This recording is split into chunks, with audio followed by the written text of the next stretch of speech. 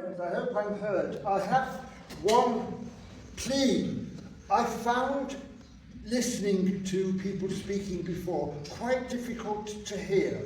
Now, my hearing is going. When people ask me how I am, I usually say I am aging, but not saging.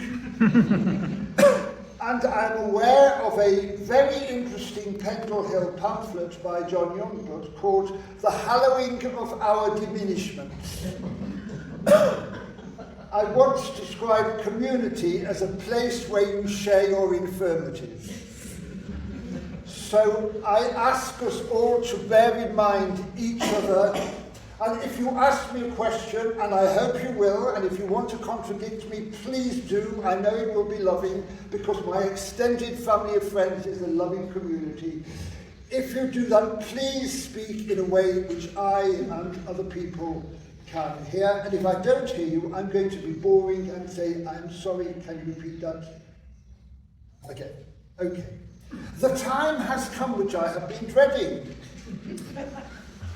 We were in a meeting of elders and pastoral friends, and friends were going on in that beautiful way friends have about structures and administration and the need for greater simplification and all those wonderful things which we all cherish.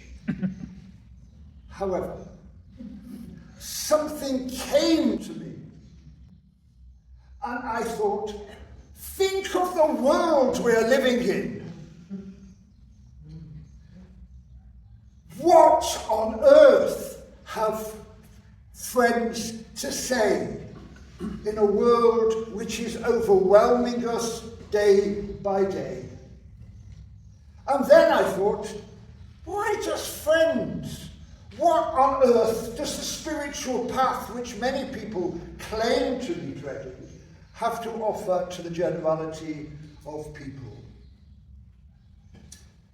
When I said that, Sally, in her inimitable way, said, Harvey, that sounds like a good idea. Why don't you give a session on it? Now, I nowadays tend to speak, when I'm invited, only on matters which are dilemmas for myself as well as for other people.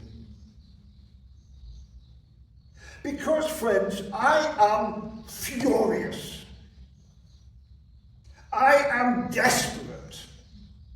When the news is on, I often have to leave the room. I cannot bear it anymore. Now, I am supposed to be a Quaker. I am supposed to be full of love, generosity, peacefulness. On the whole, recently, I am not, friends. I know what the aspiration is to be. I looked up this morning the fruits of the Spirit from Galatians, and it says charity, joy, peace, patience, kindness, goodness, generosity, gentleness, faithfulness, modesty, self-control, and chastity. I'm not going to talk about every one of those, but if you ask my partner about patience, if you ask him about modesty, it's not my great forte. I just rage, friends. I can feel it now. And so the dilemma I am presenting to you is, how do we keep our humanity? How do we remain faithful to our convictions? How do we dream again, with George Fox, a sort of return to the Edenic state? You know, George Fox used the image of Eden as the state before the fall, which meant the state where humankind had direct control, direct relationship with the divine, where men and women were equal, where there was harmony in the natural world. That, for George Fox, was whether he took it literally or not, he used the idea of Eden as the place for which testimonies were testifying. Does that make sense to you? Please ask me if you haven't understood something I'm saying. And I wrote in the Friend recently that someone was protesting about the word protest. And I said, but what we mean by protest is protest in favour of a witness. And our Quaker witness is the immediate relationship with the divine in ourselves, in the world, with whatever is. Now, some people do not like the word spirituality. I know that. And there's also talk about being spiritual, but not religious. And it's very odd, if we change the religious society friends to spiritual society friends, it sounds really slightly arrogant to say that. We are a spiritual, we've got it made. We're a spiritual society friends. So I'm not sure about that. But for me, the word spirituality is very, very, very important because it's pointing to something I cannot quite articulate. It points to a dimension of being which transcends the material world, which somehow is fundamentally important. So when we are looking at meeting houses, finances, and all these very good things, my question, friends, is why on earth are we here? What on earth is all this about? And if we've simplified everything, and if we are radical about everything, what are we saying? Because the other side of the t-shirt is let your life speak. Thank you. I was a teacher, and I love a visual aid. So thank you, friends. So what are we saying? What are, not just with words, what are we communicating to the world? Okay. So, Paul. I want you to turn to three, get in little groups of three, and I want you just quickly to reflect on the word spiritual or spirituality. What comes into your mind when you hear that word? Please take 5 minutes to get into groups of three and just reflect on the word spirituality. On retreat, when I wanted to get away from the world, I used to go to Benedictine Abbey, and the former abbot was actually was spiritually directing me without my knowing it. He was a subtle man, a subtle holy man. And we'd spent conversations, and I thought we were just chatting, but he didn't. He was very wise. And he said to me, Harvey, he said, we will continue this conversation on one side or another of eternity. And this is the sort of thing which goes on and on and on. But I just want to get you fired a little. We're thinking about these issues. Now, can I just have just a few words which might came up from your conversation, which we're not doing definitions. Definitions means to put an end around something. And no good conversation is ever ended. But let's just explore a little bit. What words come up? Life after death. Sorry? Life after death. Life after death. Beyond words. Sorrow. Beyond sorrow. Beyond words. So did you say sorrow? Words. Beyond words. Okay. Yeah. Okay, that would be a good idea. Thank you. Thank you. Try yours. It's wonderful as you get older, you embrace your limitations. Freedom. Freedom.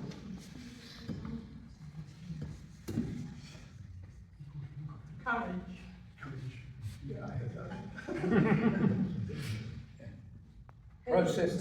Process of silence. So you can say more of them at once. Process of silence. Patience. Patience, yeah, carry on. He came up with the God layer. God. Bits of God we still believe in.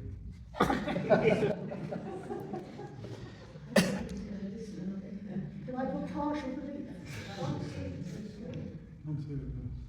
No.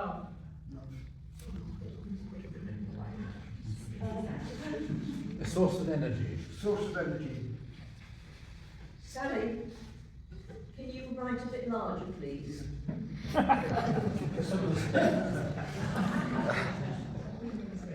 The unknowable. Yeah, sorry. You can say more than one at a time to get to it. Is that better? Thank you, yes. Just take 3 more. That of God in everyone and everything. That exists and doesn't exist.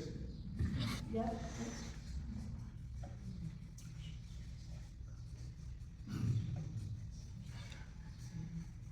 Unity.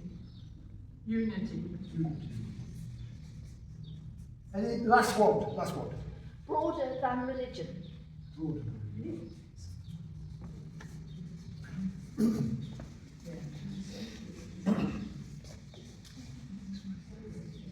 Right, that's it.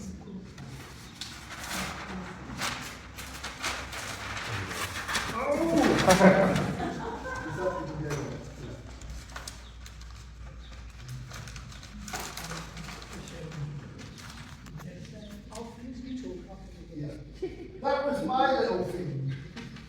And as many years ago, I think 2002, I had a Roundtree Fellowship to explore with meetings the very strange title, Spirituality in a Puzzled World. Spirituality in a Puzzled World. And out of that came my... Look, don't worry, there is another way of doing this. Okay, spirituality in a puzzled world. It's that, if you, that's it. I don't know how you can see that. But and it was, I was trying to explore the world. Life is so unpredictable. How can we plan for anything in an unpredictable world? And that makes us anxious. And, okay, so let me just explore this briefly. It was just a working model. And like most working models, it either works or it doesn't. And it may model or may not model. But the idea is here, oh, thank you very much. What I wanted to say was, to me, the spiritual life was a series of connections. It is a connection with whatever we call spirit within the self. But the self is part of a larger community, and the community is part of the cosmos of things. And do you know that in Greek, cosmos means beauty, related to cosmetic? And the opposite of cosmos is chaos. And if you think of a binary of cosmos and chaos, and if you think that anxiety is essentially about not being able to cope with uncertainty because we've lost connection, then you can see how anxiety and spirituality are a challenge to each other. That's my basic principle. And so people are anxious because they do not know how to go forward, because they have lost a sense of agency. And as I was sitting in meeting for worship this morning, I had a revelation. And I think, heavens above, I've been a Quaker for about 40 years. And now and again, very rarely, I still get a revelation. And the revelation was that we are so desperate for connection that we are willing to make false connections. So we so want society to be ruled with meaning that we will vote for fascists. We will vote for anybody who promises a connection, however inauthentic. That was my revelation this morning. If we are very anxious, we want to possess things because possessions will give us the identity. Who are you? And I remember hearing in the States many years ago questions like, how much are you worth? What sort of connection to reality does that question presuppose? Who am I? Well, I'm a mother, I'm a father, I'm a lover, I'm a son, I'm a doctor, I'm a railway worker. My friend, who are you? I remember one weekend session where at the beginning of a weekend event, at the beginning of every session, the question was asked, who are you? Okay, I know you're a teacher. I know you've got 3 children. I know you've grown crocuses. Who are you? And that's frightening, because for many of us, we're not quite sure who we are. All of those are relevant pieces of information. They are connections. And it's interesting how many... Sorry, Harvey, could you not put the paper in front of your mouth because Okay. some people are trying to lip read? Thank you. Thank you. That's very helpful. Thank you. We need to raise each other's awareness all the time. That's part of making good connections. So the thing I was going to say, one of the things I noticed with many women traditionally is when you say, who are you? It's very often, I'm a mother. I'm a wife. When you ask men, who are you? It's traditionally has been, this is my job. Because this is the way we are taught how we are. Now, going back to the question of an age of anxiety. Actually, yeah, I did mention the definition of anxiety being trouble in mind over uncertain events. And it's this lack of agency. And so if I am listening to the news, I think, what can I do now? What difference does my life make? And I think there is something else which made me accept this, the challenge, and it really has been a challenge for me to think in these terms, is all my life I have believed that progress is possible. And I still believe that. But so many of the progressive victories that we have gained in the last 20, 30 years are being destroyed in front of us. So I do believe that anger has a part in the spiritual path. I think darkness and negativity are part of the testing. For many years I was very interested in the writings of John of the Cross. And he has this thing about the dark night of the soul. And people have said, yeah, but this was pre-psychology, and perhaps he's referring to depression, and he was referring to things which have been pathologized and so medicalized. But another way of looking at John of the Cross is, what do I do in those moments when all my knowledge and certainty has gone? And I am alone, or I feel alone in the universe. I don't feel part of the cosmos. I'm overwhelmed by the chaos. And John has this extraordinary idea that perhaps the awareness of the dark night of the soul is a gift from God.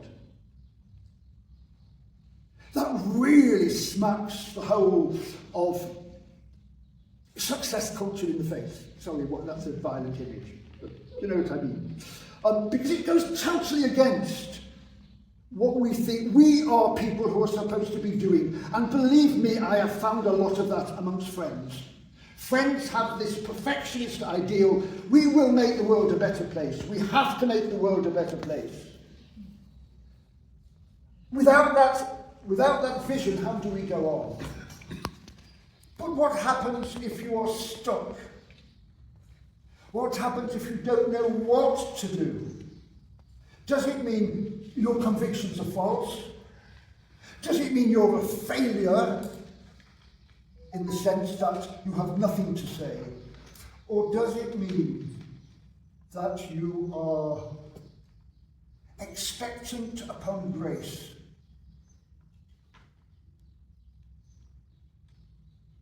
I believe in grace. I believe in the gift of being alive, the sacredness of being alive, which makes me angry, because if I were not angry, I would be indifferent. And if I am indifferent, it means I do not care. So how does one do that in a loving, non-violent way? And that is a challenge for me, believe me. I don't know about anybody else.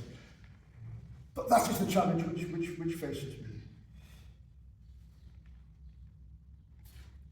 I read somewhere, actually when I was preparing this over these 6 months of trial, I just read too much.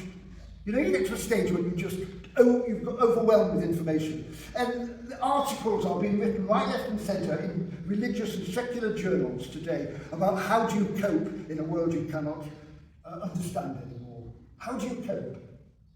And there are millions of brilliant pieces of advice. Oh, absolutely, you know, and we will look at those in a minute, perhaps, some of the possibilities.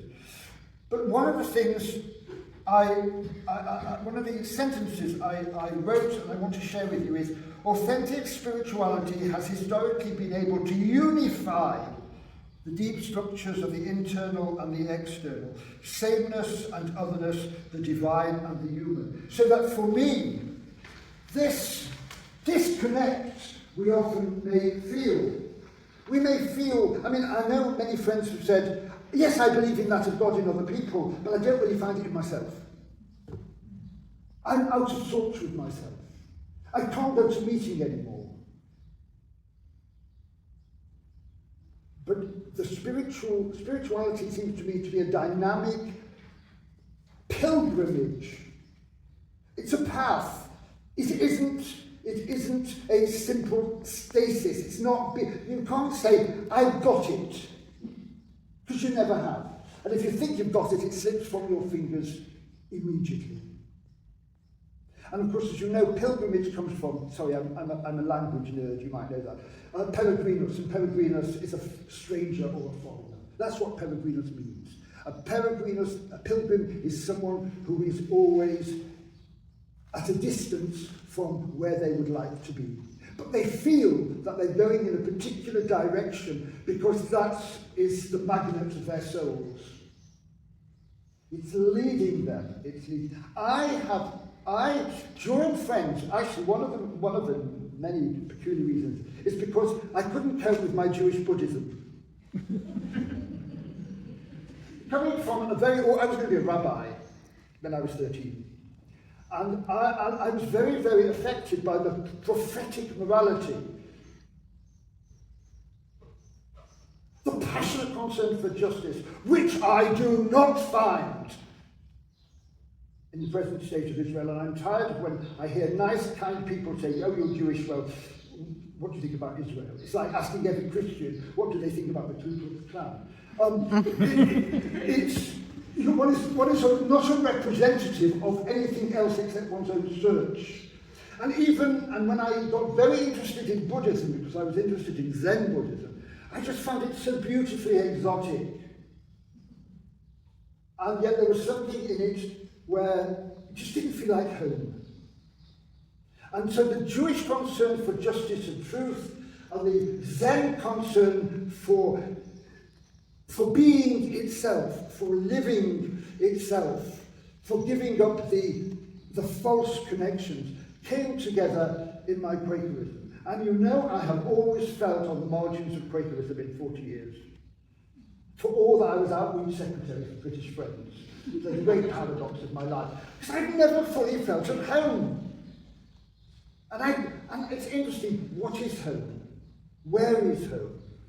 Home for me is those moments of revelation. I can sit here this morning, have that revelation of the false and the true connections. That is a home truth for me. I can meet someone on the train I've never seen and will never see again and have a conversation which changes my life. And if that's been the case, that is my home.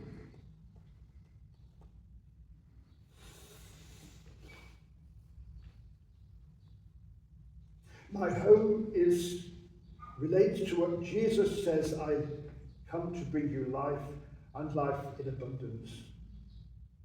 That, to me, is the role of anyone on the spiritual path. And no wonder we fail all the time. glorious failure. What a totally glorious failure. If you stretch out your hand and it is not taken, it is better than not stretching out your hand.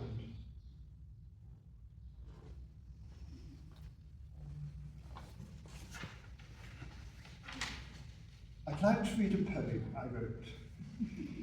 One of the ways I cope with myself is by writing.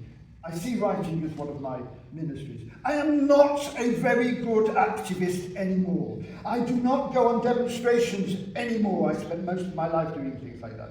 And I keep saying to myself, what have I to offer at the moment, at this stage of my life, with my energies decreasing?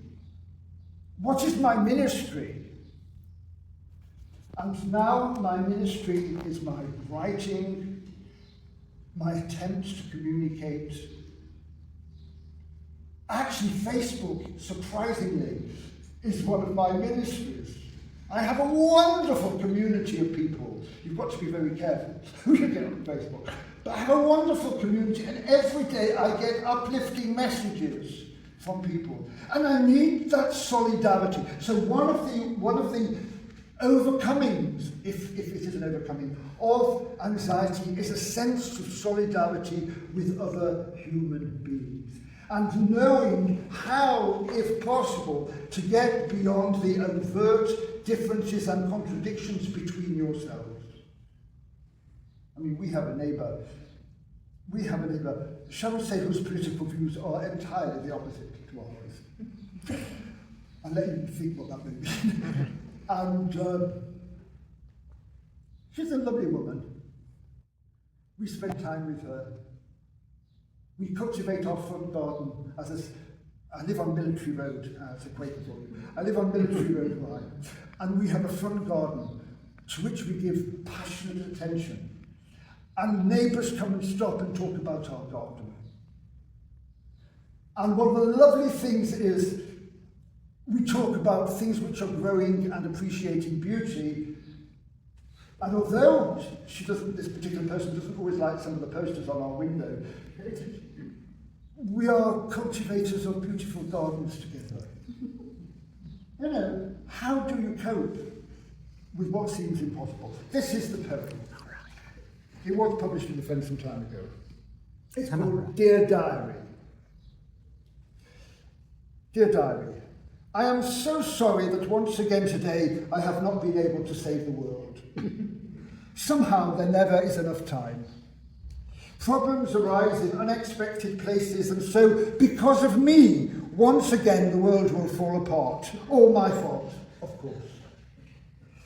Each morning I step out into the garden. The sun joins me, or the rain, the wind. I must clear the ground, sweep away the leaves, tidy up the earth. I must make sure again that bamboo will not conquer my private Eden.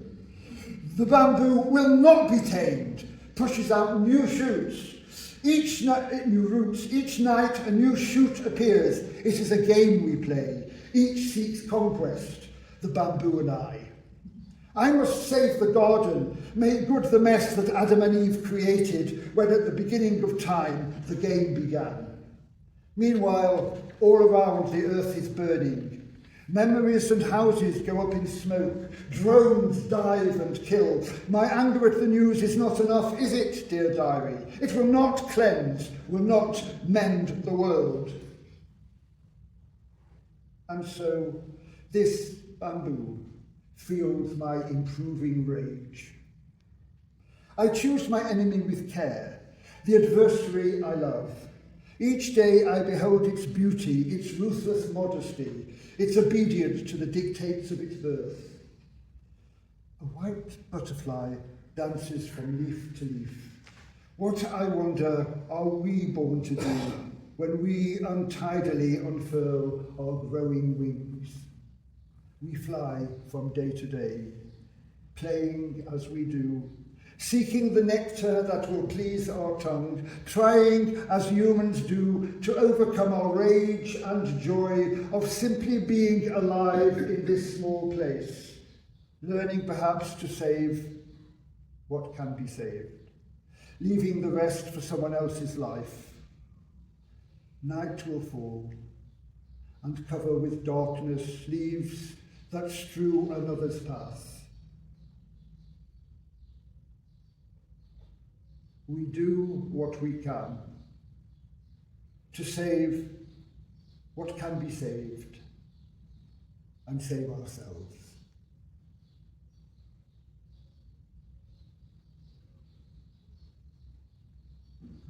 Yes.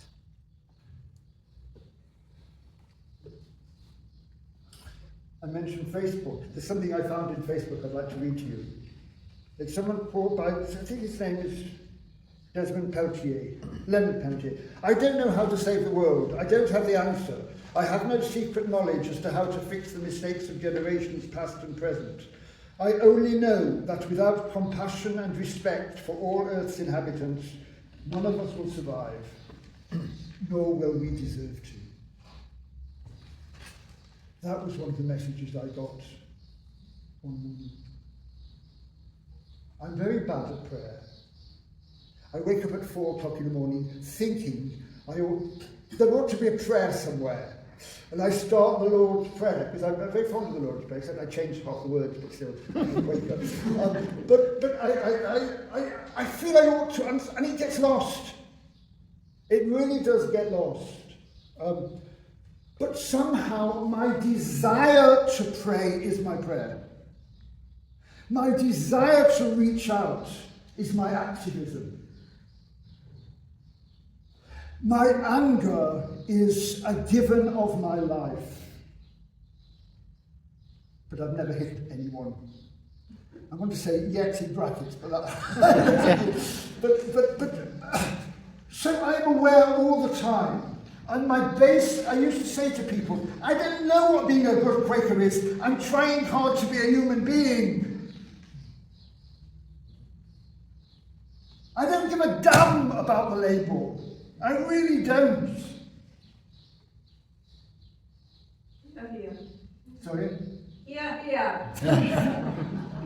I do remember I talked about meeting people on trains. My life has been full of angels.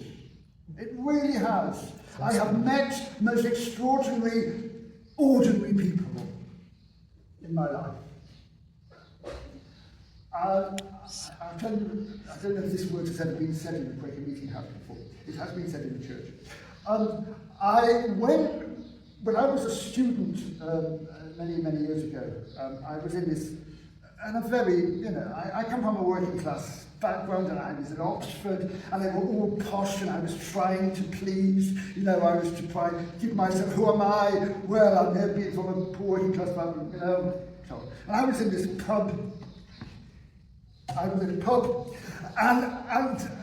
I was talking with a group of people, and there was this bloke sitting at the back, and he came up to me, and he said, you're a right bullshitter.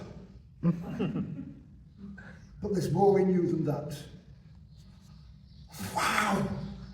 How was that for changing someone's life? I have never forgotten that comment. I have never forgotten that comment, because it made me feel like I was a human being with possibilities which were more authentic possibilities than the one that I was perhaps experimenting with. And so if anything, what I want to convey today is essentially that there is nothing wrong with being anxious. There is nothing wrong with being angry. How then can one continue to love?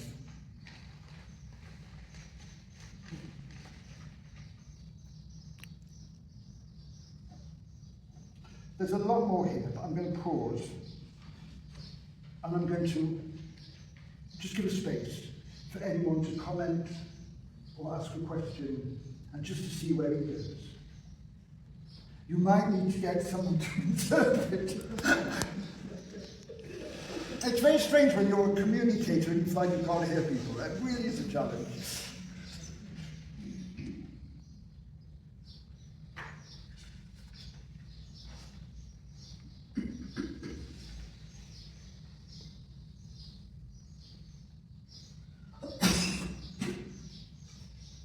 So, sorry.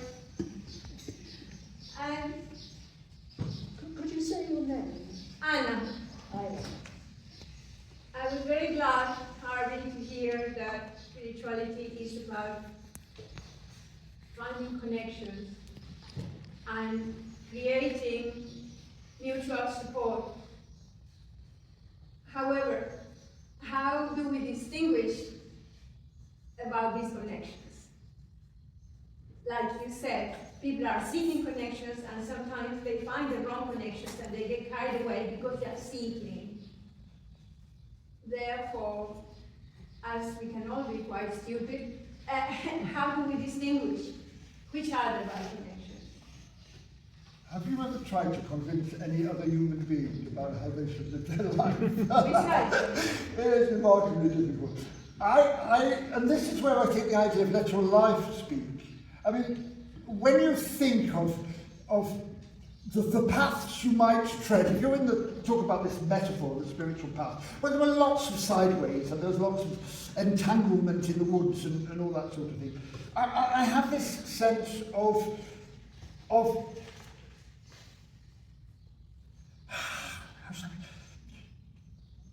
the unexpected, the way of not being obvious in a reply. Because, for example, if I talk to this person I keep referring to, whose views are totally different, if I had a discussion with her about politics and so on, I can imagine. I mean, people get very defensive. You're attacking them. You think you're attacking their ideas. And we do that a lot, especially those of us who, have too much education, which is quite a problem sometimes. We think we're in ideas, but we're not. And so the ability to try to go beyond and to see why people feel, but that may be arrogance on my part. Who am I to go beyond your defence mechanism? What about my defence mechanism? I mean, one of the things I hate to be rejected. I have to say this, friends, I hate it to be rejected. If I'm in a group of people and I'm totally ignored, my partner will say, you always say something so that people will notice you. Devastatingly honest.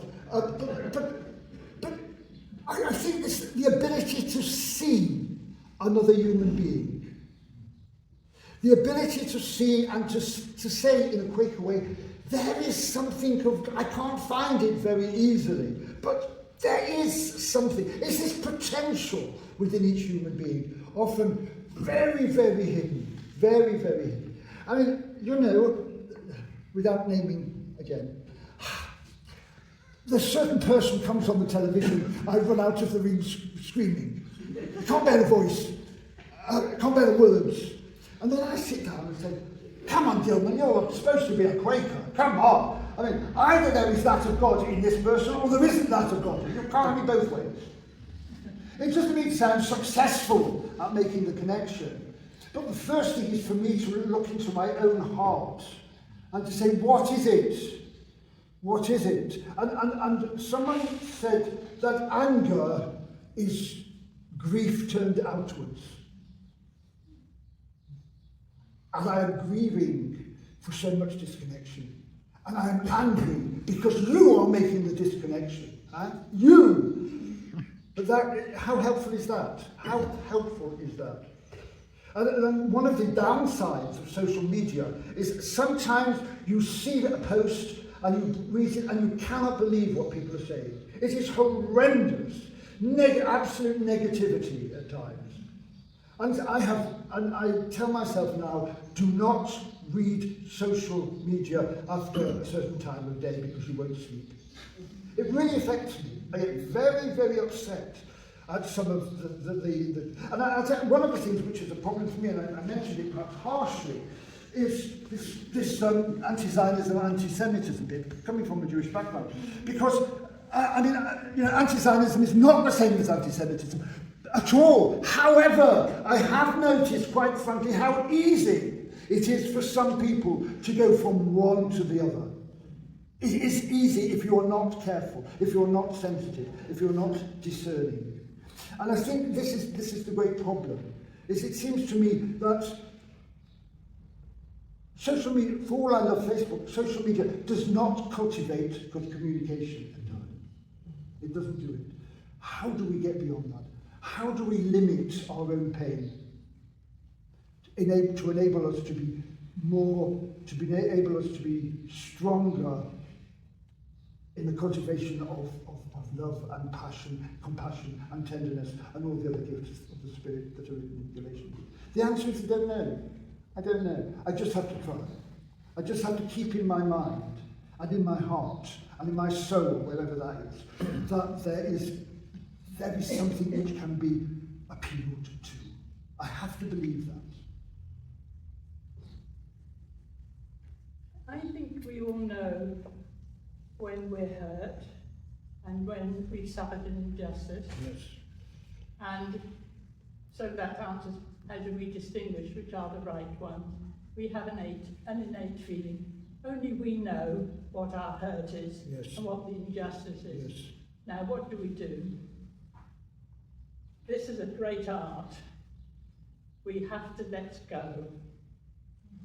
And we just have to let it go because that other person or persons are on their path. All we can do, I say it as though it's nothing, is we have to move on with love and courage and realise that we are all part of the same whole. But for me, the lesson has been how to let go. Not worry about it. They've hurt me. I don't know what the problem is. Maybe I do know what the problem is. We know there are terrific injustices in the world. On the grander scale, I don't know, we need some charismatic person. I mean, it's not going to happen, but it might, you never know. Who says enough is enough, we draw the line. For God's sake, all you people grow up. Thank you, yes. This is what I must say from the Buddhist bit, was about letting go.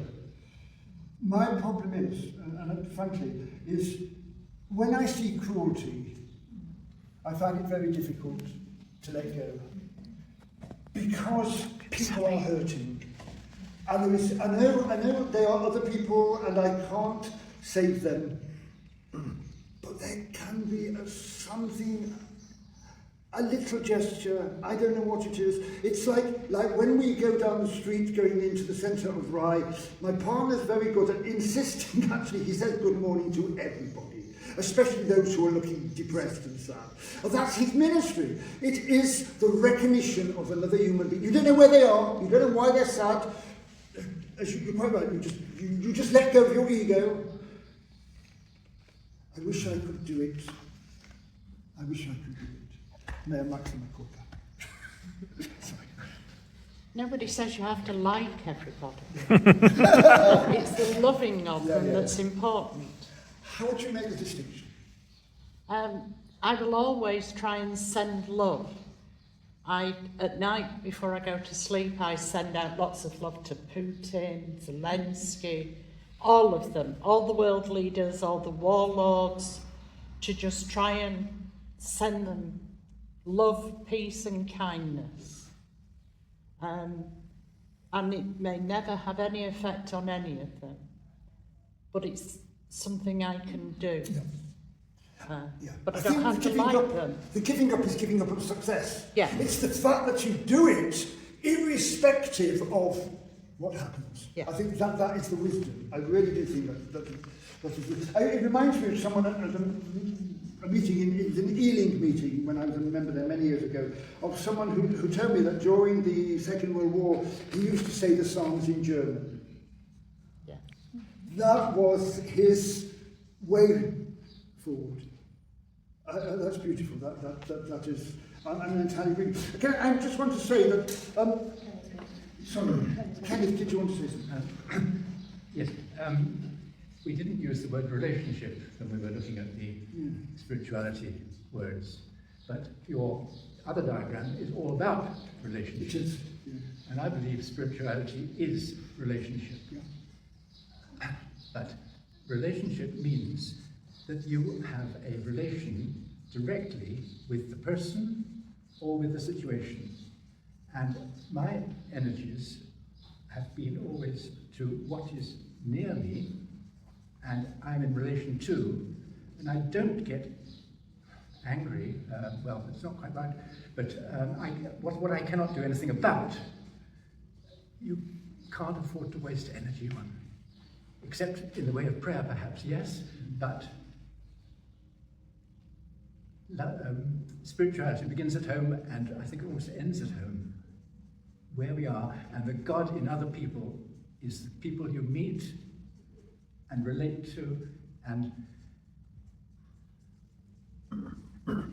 that is the important way for me to live. I would take the word relationship, but I talk about connectivity. Connectivity sounds more abstract, and relationship sounds more rounded. But yes, I'm just thinking, can I just say that, having said all that, I do find inspiration in the comments I get. I find inspiration in the people I meet. I find sometimes I just have to listen to music. I don't want any more words. I really don't want any more words. Music can speak directly to me. The garden I am passionate about. Our Bengal cat drives me mad. I love her passionately. She is away. You know, there are things. But I want to say something I read in The Friend, which was a real challenge, because I've been keeping bits from the Friend over the last months. This will do for that. This will do. I must quote this. I must quote that. I found this because a lot of people are talking about the small things they can do. The small acts of kindness, which are redemptive. The small ways of affirming each other. And I would like to see affirmation as one of the, almost as a testimony. We affirm that of God. We affirm of the human being. But this bloke wrote this. Because he was obviously getting quite annoyed with all of that sort of comment. Surely, though, we can all do a little more than share a meal, smile, cry, stroke the cat and admire the crocuses. or are these Jesus-like metaphors for deeper and more meaningful responses? Now, that is quite an interesting one. And I wonder what he's like. I wonder at his meeting, I bet he raises lots of concerns about the world. And fine. But one of the things which also came to me is we're all anxious in different ways. We all have a different personality. We all deal with things in different ways. One of the greatest gifts my mother gave me was an acute sense of anxiety. Whenever we went out, she was anxious about everything. So I learned how to look at the world from her. She also taught me about non-demonstrative ways of loving people, which was a great gift. From my father, I got a very demonstrative way of loving people as his gift. So each person, each of these angels I talk about, by the way, angels are simply those things which announce the voice of life. That's my definition for an angel. Angelos is an angel in Greek. So an angel is that which announces the voice of life. The thing that shows life is possible. And when I was reading this, I found some wonderful. There's a guy called Noah Merrill, who's an American Quaker, who's done a splendid video on Quaker baptism. He says this: "We are politically insignificant in so many ways, but it's not our power we're bringing to these conversations. We are being as faithful as we can to the truth that's being revealed to us. And we are trusting that if we follow that through, that will speak to others as well. The same power we're encountering is also at work in every heart." Wow. Wow. Because that is revolutionary. That is not the way we are taught to be. That is the giving up to the Holy Spirit. Whatever the Holy Spirit is from your personal experience. Harvey. Hello? I just want to make, I think it's important, this idea that we come at it from different places. Yes. Because I can find myself feeling a bit frustrated with stroke the cat and look at the crocuses. I think I'm more the angry. And I remember when I first started working with outreach, that I was told there are two ways into the Quakers, generally. And some are the spiritual, and some are the political. I was a political person into the Quakers. I found their political statements to be the most interesting, and it's been about finding the spiritual within that. And I think we do need to honor the fact that, you know, some of us can't just let go. If I wake up angry, it's not a failure on my part. And that part of my response to some of it is, if we say it's only what I can do, that our new Pope Leo, who criticized J.D. Vance for we deal with our family, and we deal with our community, you know, and making it as if there is layers of who we care about. And he said, no, we care about it all. And to me, I feel like I don't want to feel like the way to cope with my anger is to say, I do what's around me. I need to also find a way to engage the whole reason I ever joined the Quakers, which was that they stood up politically, that they said, we want to marry people in the meeting house. Get on with it, government. And they did. I don't make a distinction between the political and the spiritual bit. In reality, I mean, I know there are different categories of thinking, but if you take that interconnectedness of things, then the political is how we engage with the polis, P-O-L-I-S in the Greek sense, how we engage with the city which is both celestial and secular. And so when we are acting politically, we are making a statement, whether explicit or implicit, about the way we see the meaning of life, which is a very profoundly spiritual question. So there are some people who come, and at different times of one's life, I think this is very, very important. You know, what I did when I was 20, 30, 40, I cannot do now. And when I was a younger man, I did want to see the fruits of my work. I wanted to see the success and so on. Now it's slightly different. But so it's this, do we give up or do we not give up? Both. Do we act politically? Do we act spiritually? Both, as far as I'm concerned. Because we're human beings with other human beings in a system of human beings and the natural world. I don't know if anyone saw a very, very profound article by Paul Hodgkin in a recent, I wrote it down somewhere. It's about 2 weeks ago. I think I meant to, but I probably haven't got it here, no. And it was about asking this incredible question. He said, all my life I have wondered what I can do for the world and the planet. Now I say, what does the planet require of me? And that may be a modern way of looking at what does the spirit want of me. We are part of the cosmos, which is the planet is part of the cosmos. So my problem is, as I get older, my answer is yes and yes. No, it's both and. It truly is. I do not know that, in a sense, one can't make a general statement. You have to say certain people at certain times of their life, with their certain personalities and their certain domestic circumstances, can do this, and we should not make each other feel insecure because the other person cannot do what or cannot relate to it as we do. But we have to be authentic to our own vision. That's the point.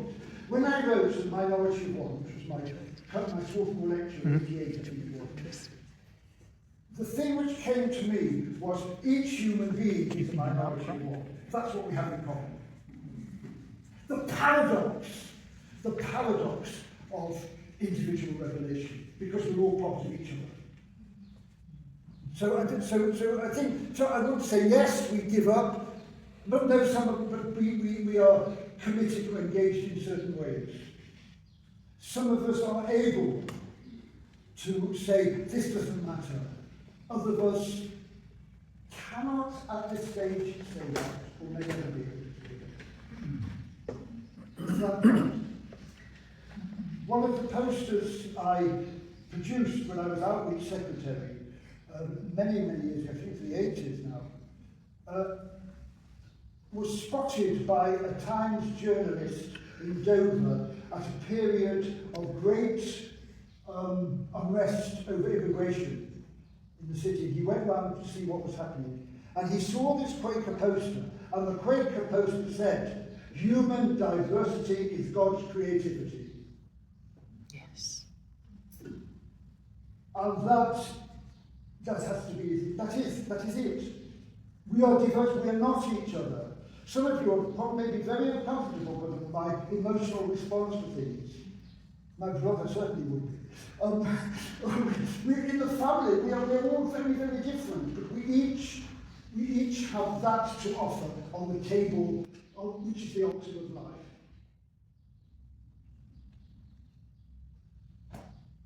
I'm sorry if I didn't go into sermon mode.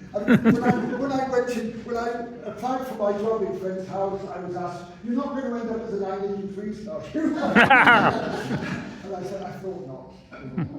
But I do believe in the priesthood of all believers. Definitely.